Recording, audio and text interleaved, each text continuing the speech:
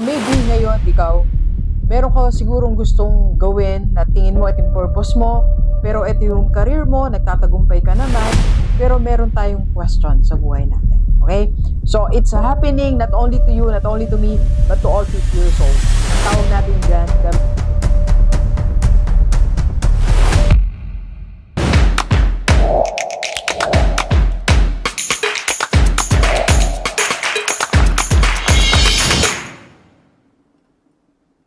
right. Balik tayo sa mga 50 years old. Alam niyo po ba, at 50, may mga silent struggles tayo. Na minsan walang nakakaalam. Hindi ko alam kung nakaka-relate kayo dito. Pero meron tayong mga pinagdadaanan na minsan di natin masabi sa family natin, sa friends natin, sa mga tao sa paligid natin. These are silent struggles na pinagdadaanan ng mga 50 years old na walang nakakaalam. Okay? Pag-usapan natin yan. And paano ba natin malalabanan yan pag nararamdaman mo na yung mga struggles na yan? Okay? Let's go, let's go. Alam niyo, what's good thing about it? Nararamdaman yan ni Doc kasi ako po ay 50 years old. Right? So, mas makakashare ako sa inyo ng experience, mas makaka-relate ako sa mga followers natin na 50 years old. First, the midlife crossroads. Hindi ko lang kung nararamdaman nyo to yung you spend how many years working, pero minsan naiisip mo na ito ba talaga yung buhay ko? Ano ba talaga yung purpose ko? Mag-iba ba ako ng career? Pupunta ba ako dito? Susundin ko ba talaga yung passion ko? Susundin ko ba talaga yung ministry ko? So, nasa crossroads tayo. Naalala ko, when I was younger than 50, nagpunta ako sa isang seminary. So, talagang sabi ko, dito ba ako? Gusto kong subukan Baka ito kasing purpose ko So, dumating din ako sa crossroads. Early nga lang na dumating sa akin. Pero maybe ngayon, ikaw, meron ka sigurong gustong gawin na tingin mo ito yung purpose mo, pero ito yung career mo, nagtatagumpay ka naman, pero meron tayong question sa buhay natin. Okay? So, it's happening not only to you, not only to me, but to all 50 years old. Ang tawag natin dyan, the midlife crossroads. Second, the financial tightrope. Ito yung nagkakaedad ka na, pero kulang pa din ang savings mo. So, feeling mo, meron kang konting kaba. Alalahanin mo yung future mo. Kasi matagal kang nag-work, pero konti lang naipon mo. Pero pag tinignan mo, sobrang laki pa ng responsibilities mo. Maybe may mga anak ka pang maliliit. Maybe may binabayaran ka. Pero wala pa tayong naipon. Tapos naisip mo, ilang taon na lang magre-retire na kayo mag-asawa. So, ang tawag po dyan, financial tightrope. Okay? And third, ito yung the health wake-up call. At age 50, napakalaga ng health. Pero maybe may nararamdaman ka na. Maybe kailangan mo nang mag-maintenance, magpa-check up, meron ka ng 3 klase ng doktor na tumitingin sa'yo, and you are so worried. Nag-worry tayo.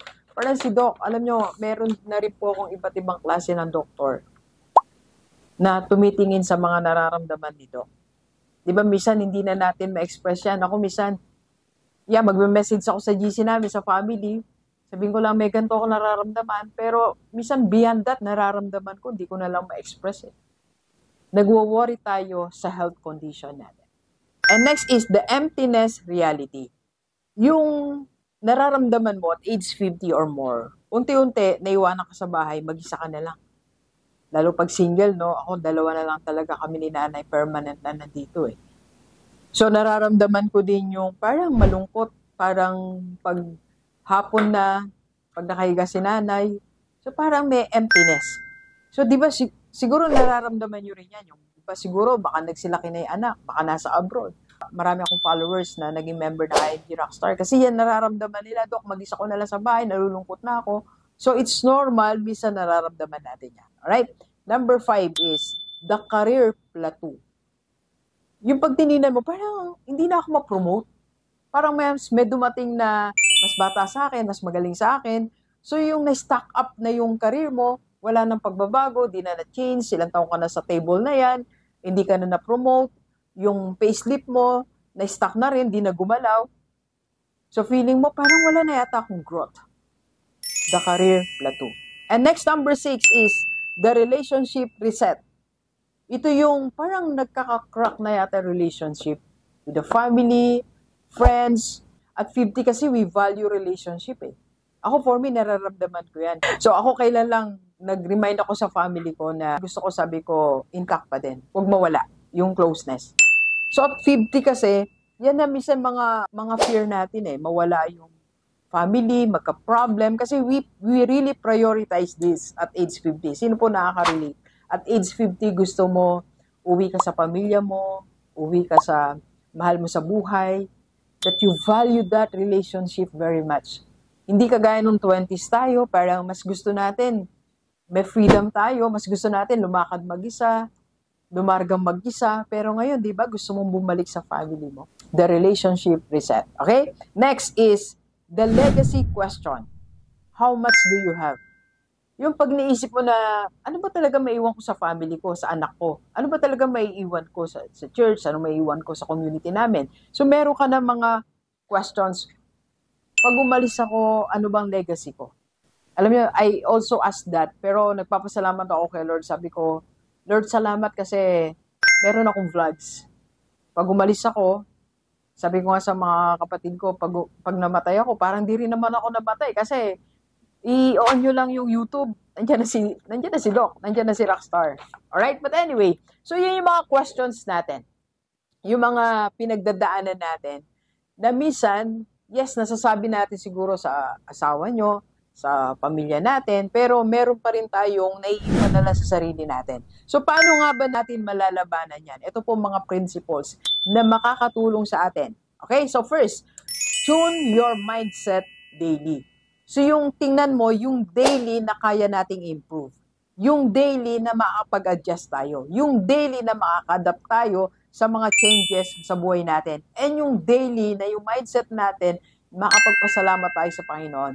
So yung mindset mo, mabuhay tayo on day-to-day basis. On being grateful kay Lord, may gratitude tayo, we appreciate everything. And kung meron mga kayang baguhin, babaguhin natin, mag-adjust tayo, mag-improve tayo.